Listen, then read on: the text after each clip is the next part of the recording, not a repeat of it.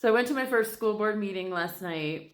I've been really involved with the local political group here, but I haven't been to a school board meeting yet. So I went last night, and my first impression, wow.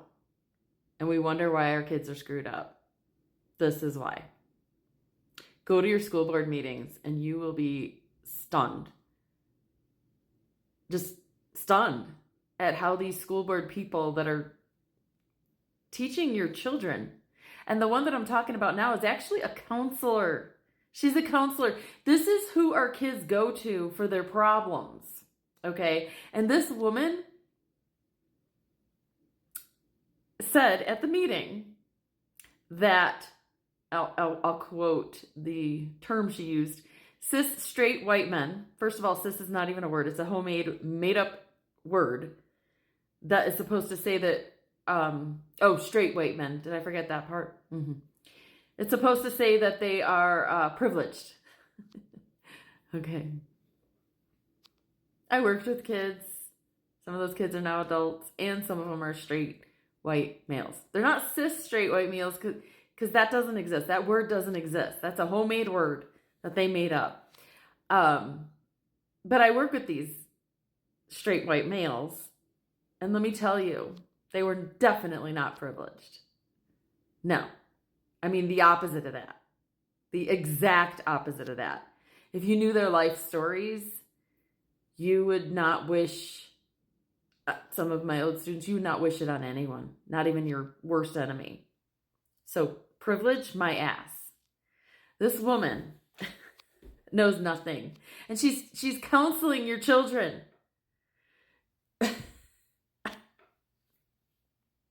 So what she said was that cis straight white males are the ones responsible for all the rapes in bathrooms and stuff like that. Okay. These people know nothing, and they're teaching your children. So 0.6% of the population over 13 identifies as transgender. She was saying that transgender people don't rape children, stuff like that. Okay. Which, first of all, not one of us in the conservative movement suggested at her board meeting that transgender people are the ones raping the children. That wasn't what we said. That was her interpretation, which leads me to think, gee, what is she thinking?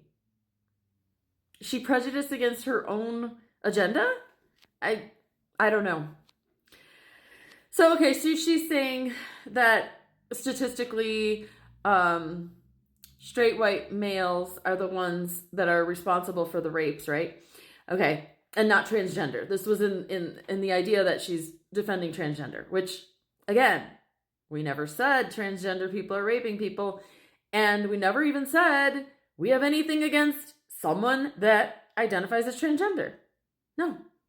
Live your life. Live your best life. We don't care. But so she's saying this, okay, but I guess because we don't teach math and statistics in schools anymore, this is why she can come to these conclusions. Because as I started to say, 0.6% of people above the age of 13. Now, I wouldn't even want to consider the 13-year-olds because at 13, what do you know? So I don't know what the percentage of 18 and above is, or 25 and above. But 0.6, let's just go with the 0.6, okay?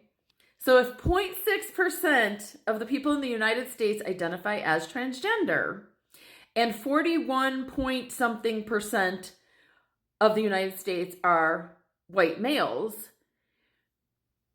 think of the math. We should have 0 to 0.6% transgender people committing the rapes, right? And 41 point whatever percent could possibly be white males. However you look at it,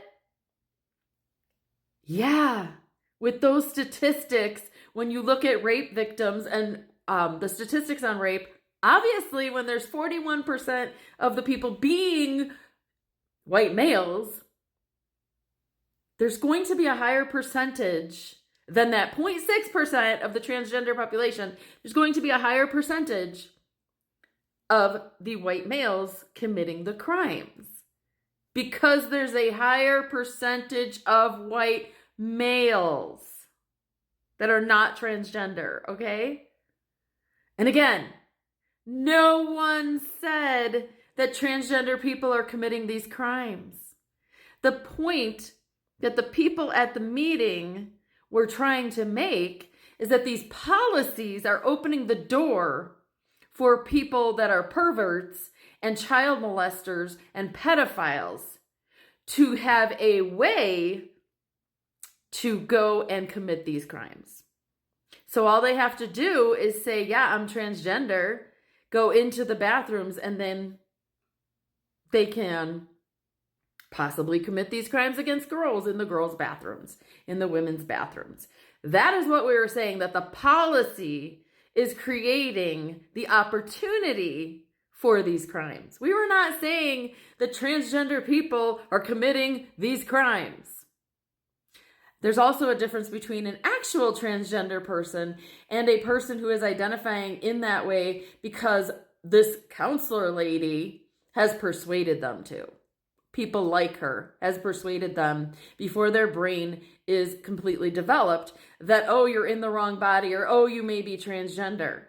Huge difference between a child coming to these conclusions on their own, and then it's a reality that this is how they feel, or these supposed authority figures like her, like this white man hating woman who is counseling these children, telling these children that they should sway in that direction.